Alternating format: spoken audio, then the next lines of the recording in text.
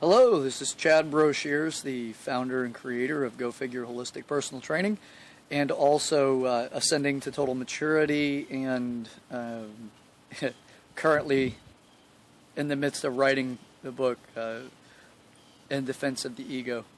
So today what I'm going to talk about is something I had made mention to on another unrelated area, but yet people showed a good deal of interest about this topic. So I'm going to discuss it briefly. I'll try to keep it under 10 minutes. Actually, I'm going to roughly try to keep it about 7 minutes or less. So first of all, I want to talk a little bit about who I am. I'm a holistic personal trainer. I'm also a holistic developmental trainer, which means, in short, you can think of that as a maturity developmental trainer. 8 different areas of maturity. It's a special education that I developed after intensive studying and many other authorities in the area of each one of the topic areas.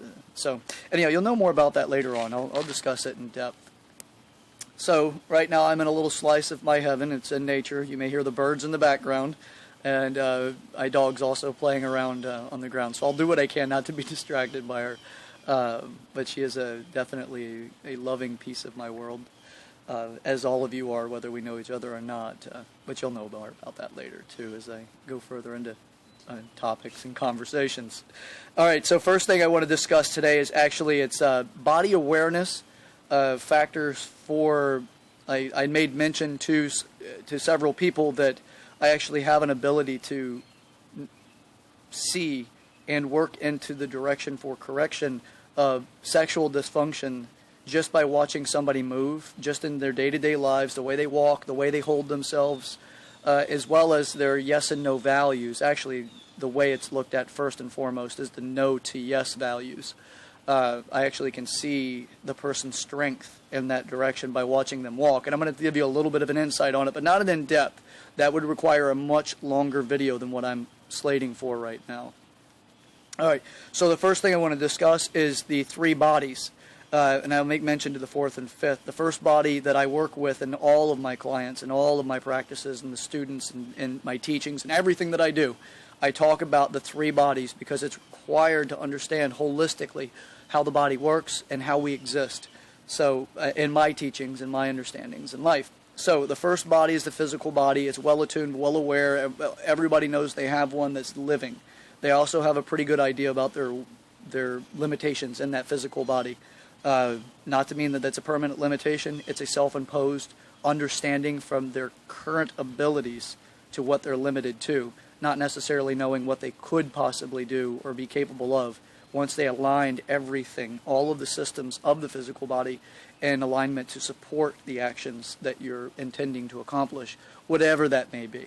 By the way, I'm a big hand talker. You really can't see the hands, so you may see my head just bobbing around a bit, but that's really what's going on. My hands are moving a bit.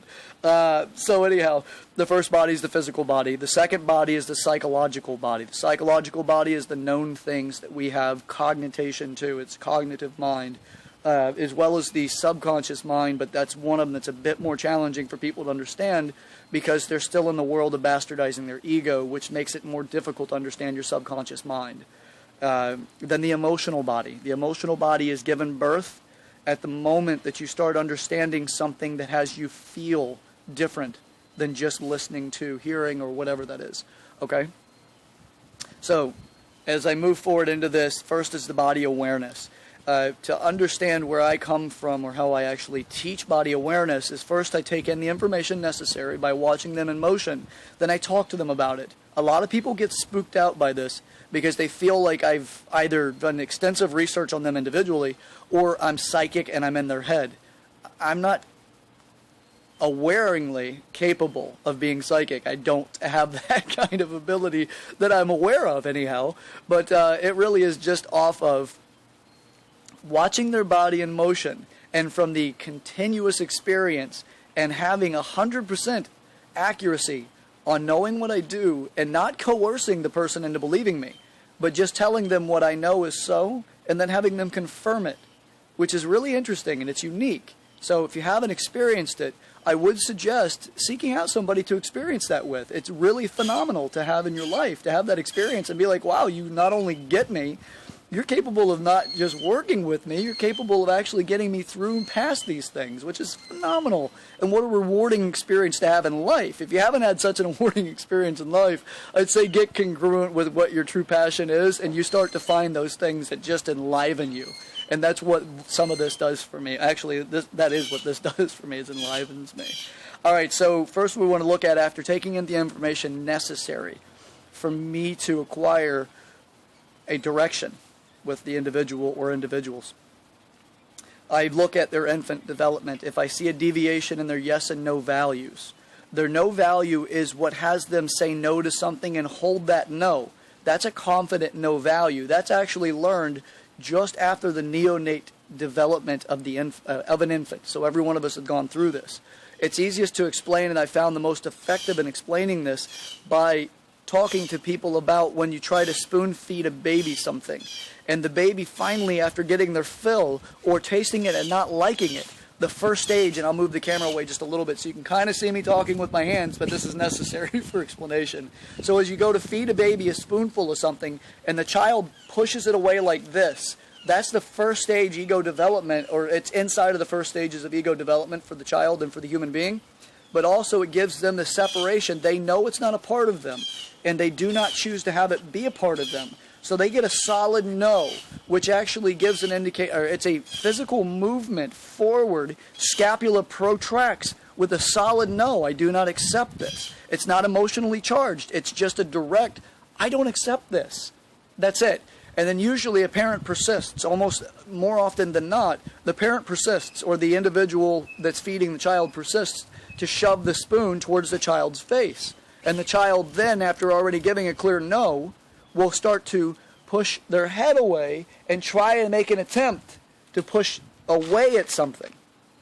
So when they do this, they're starting to develop a passive-aggressive trait. This is not fortified passive-aggressive if that's actually stopped and no longer encouraged. The parent gets, maybe this child doesn't want this food for a reason, and I don't need to make them finish the container just because there's more left the container to finish. Maybe I should try giving them some other food, something else they may actually enjoy, or maybe they truly are sated or satisfied. So, and then if they don't and they persist, then the child will push away their body away from the thing being forced towards them. That's actually fortifying a development of passive aggressiveness. Whenever it develops that passive-aggressive trait, the baby will start to respond that way moving forward, because no one actually knows how to address this predominantly, because most people don't have infant development in their background, nor do they have infant development to adult development in their background. So this is the physical, emotional, and psychological body all in one being addressed at this moment. The no value is only ever as strong as the yes value. So if you can't hold a no, you will say yes to anything.